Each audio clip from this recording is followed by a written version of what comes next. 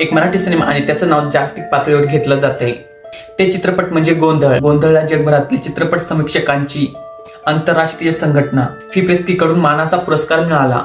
फिप्रेस्कीचा अधिकृत फुल form federation international लाडा press सिनेमॅटोग्राफिक म्हणजेच international federation of film critics आणि फिल्म जर्नलिस्ट असा पण होतो. 1930 साली स्थापन झालेली ही संस्था जगभरातील फिल्म क्रिटिक्सचं प्रतिनिधित्व करते. कॅन्स, बर्लिन, व्हेनस सारख्या मोठ्या आंतरराष्ट्रीय फिल्म फेस्टिवल मध्ये त्यांच्या ज्युरीकडून पुरस्कार दिले जातात.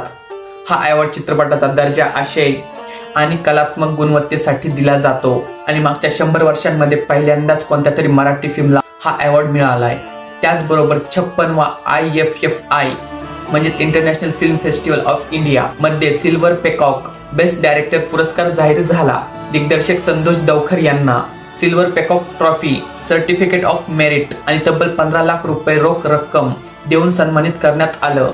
ज्युरीने चित्रपटाबद्दल म्हणलं, Shakespearean fable set in a real world म्हणजे पारंपरिक पार्श्वभूमीवर उभा असलेला पण तीव्र संघर्ष आणि नाट्यमयतेने भरलेला सिनेमा. घरच्या पातळीवरही गोंधळला मोठी दाद मिळाली. मट्टा सन्मानामध्ये सर्वोत्कृष्ट चित्रपटाचा सन्मान मिळाला व झी चित्र गौरव मध्ये तब्बल 6 नॉमिनेशन्स मिळाली आहेत.